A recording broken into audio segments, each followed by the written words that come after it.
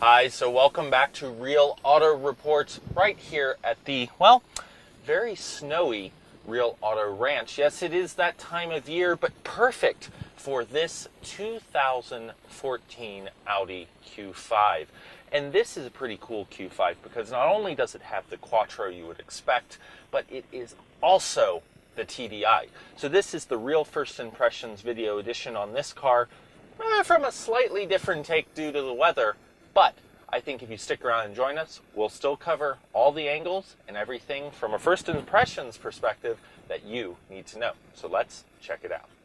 All right, so from the front, this is a pretty nice SUV, but you're not going to see a ton of differences from other vehicles, other Audi vehicles that you may have looked at, because Audi is one of those companies that is very true to their design language. It's a company that even when they make a big change like they did recently to the A4, A5, and Audi Allroad reintroduction, the Allroad that is, these cars still fit the brand persona. You can look back a few years before those and still see where the lineage is, and it's not radical. It's good progression in the design. And this Q5 is no different. You know, we saw the first model years back in the 2009 range, and then we saw the facelift in 2012. So this does have the really cool front lights from the front with the outline of the headlight structure for your running lights, really cool. And then you have high intensity discharge headlights, and they do auto level and all of that stuff that you would expect from a car like this.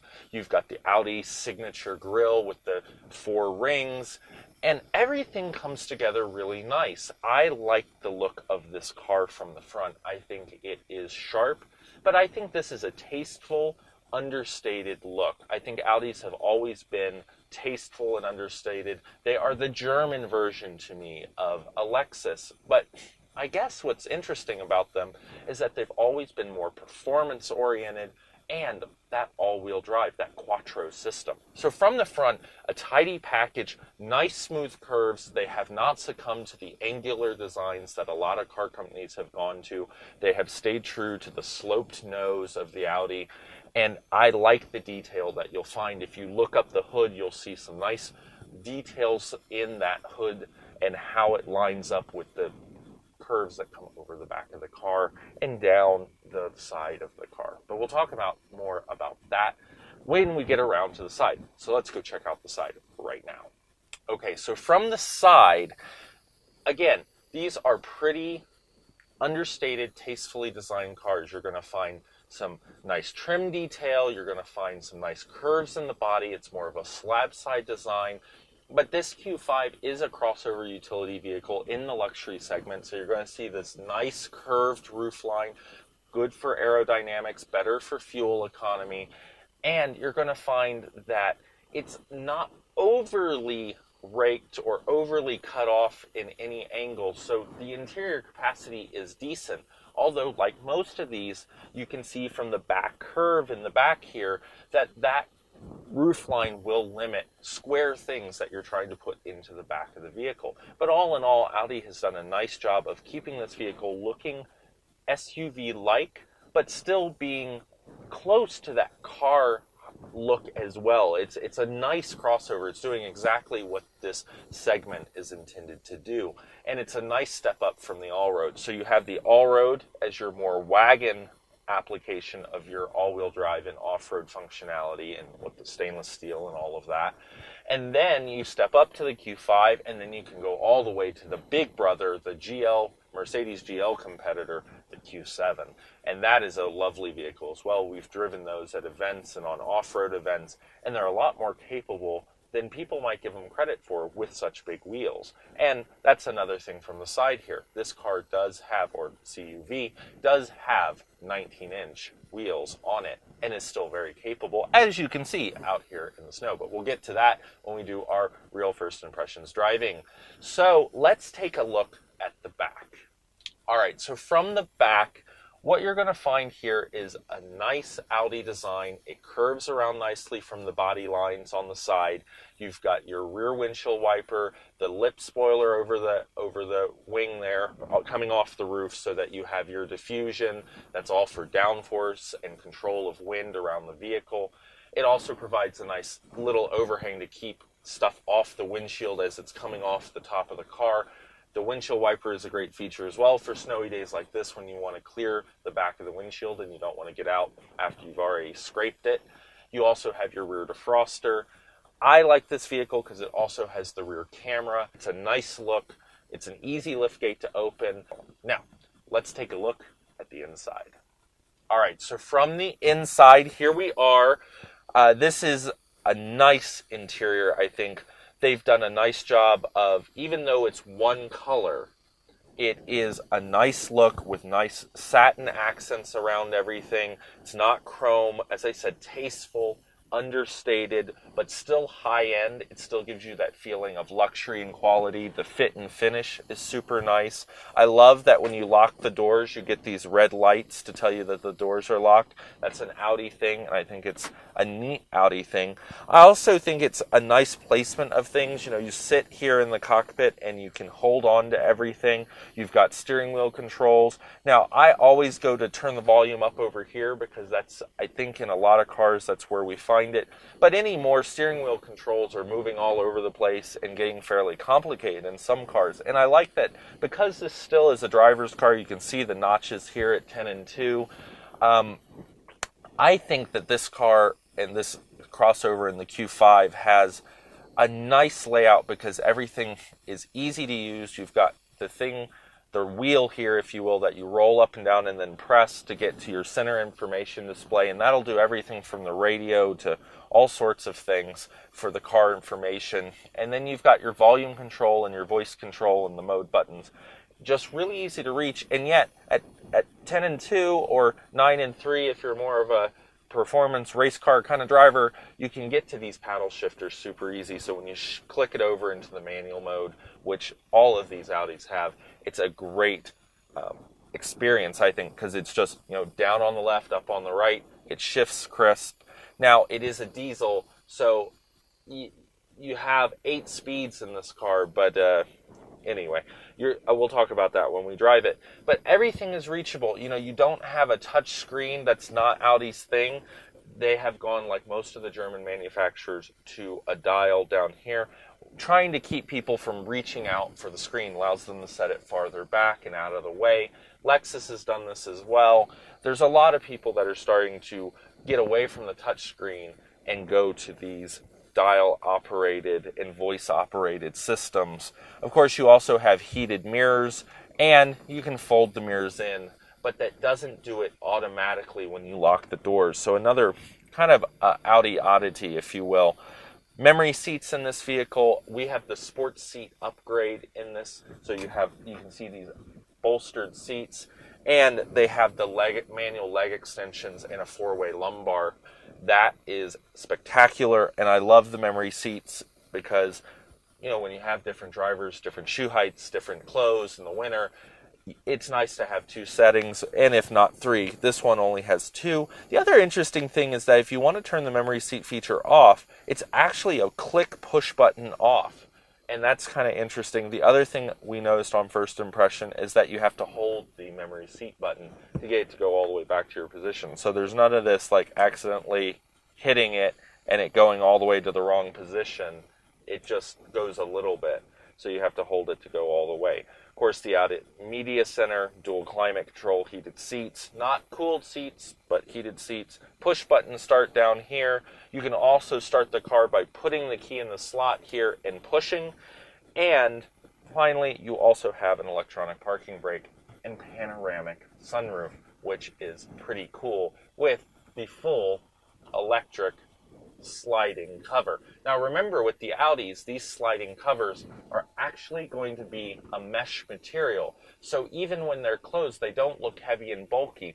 They mimic the material here, but they're a thicker or wider pattern, and it is a thin material. So it still actually lets a little bit more ambient light in than a solid panel, but it will keep that bright sunlight off your head.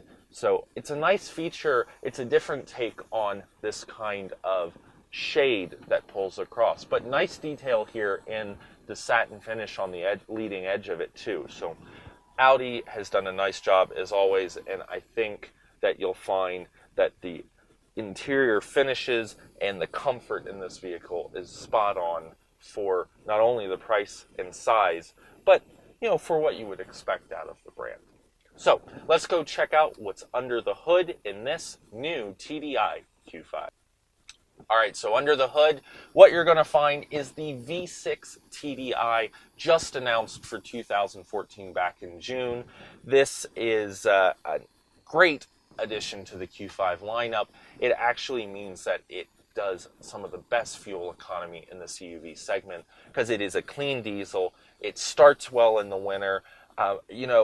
We left it out overnight knowing that it was going to be in the snow, and it started right up. It starts up better than our 2006 Dodge Ram diesel that's a Cummins that we really do have to plug in to make it easy starting. It'll start, but it's a little more grumpy about it. But that's a great vehicle, don't get me wrong. Lasted us a long time, but this is just, it takes that fear out of the diesel when you get it in this kind of clean diesel, twin turbo, V6, 240 horsepower, 428 foot-pounds of torque coming out of this bad boy going into a Quattro all-wheel drive system with a split torque present, so a 40-60 split.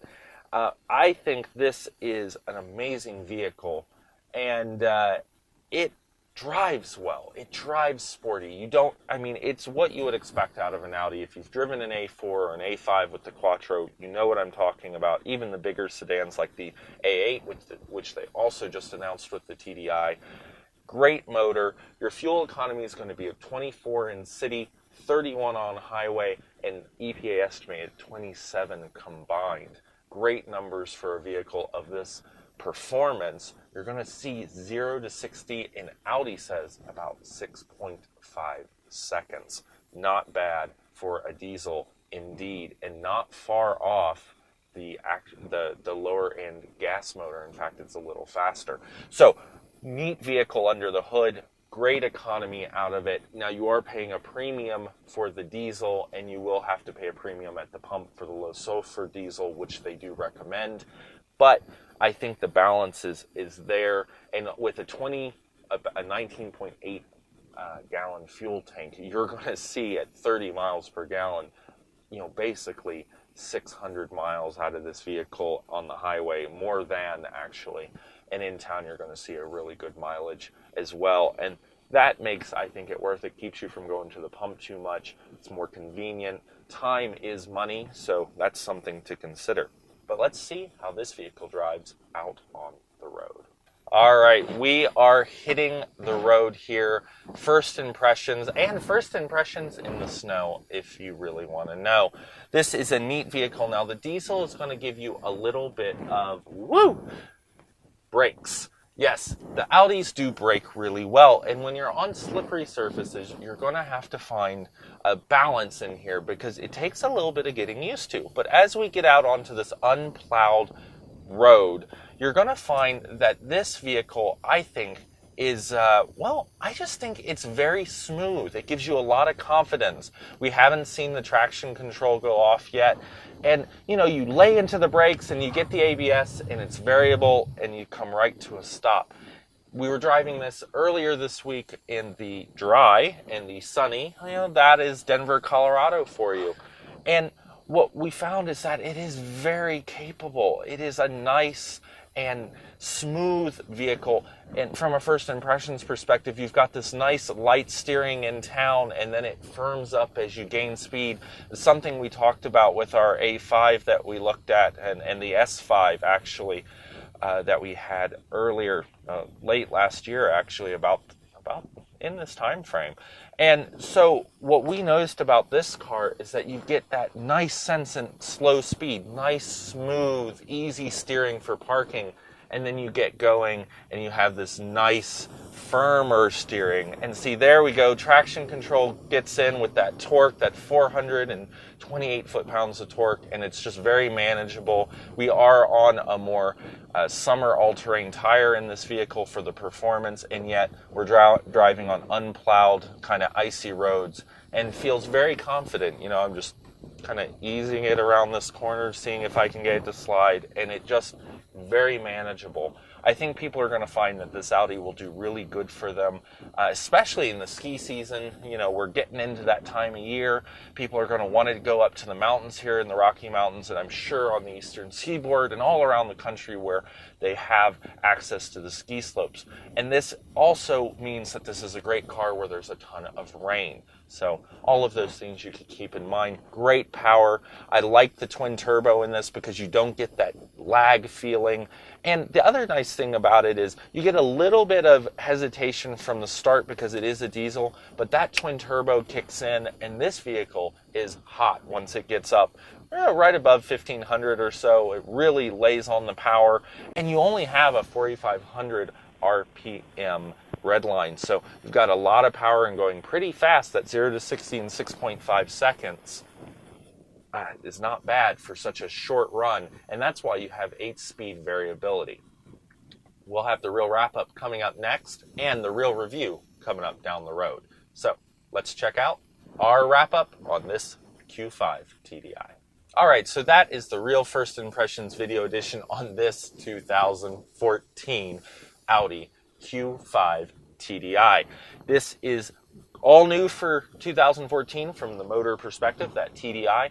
We're seeing a price tag on this as tested. Now, this is manufacturer's suggested retail price, MSRP. So you're going to find these vehicles for different prices at the dealer.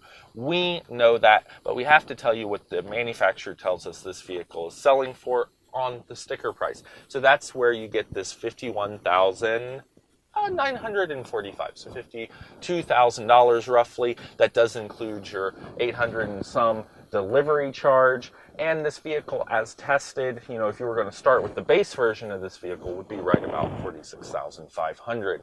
You're going to see that 27 mile per gallon combined, excellent fuel economy, and 31 out on the highway, excellent, 24 in the city.